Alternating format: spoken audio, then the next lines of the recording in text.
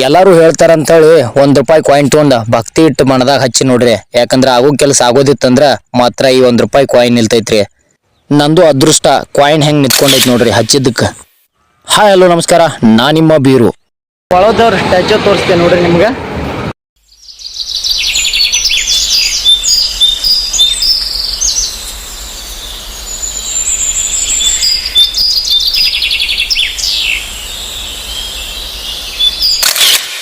ಈ ಒಂದು ಮೂರ್ತಿನ ಈ ಹಿಂದ್ಗಡೆ ಇರುವಂತ ಹೋಟೆಲ್ ಮಾಲೀಕ ಕಟ್ಟ್ಯಾನ ನೋಡ್ರಿ.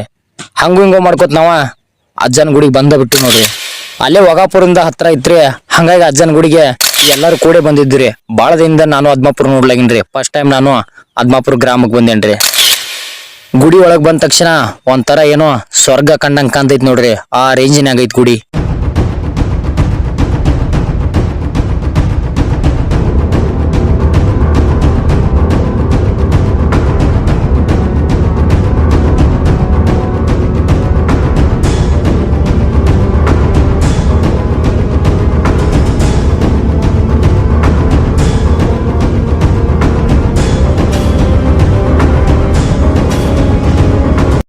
ಬಾಳು ಮಾಮನ್ ದರ್ಶನ ತಗೊಳಕ ಹಿಂಗ ಸಾಲ ಹಚ್ಚಿ ಹೊಂಟಿದ್ದು ನೋಡ್ರಿ.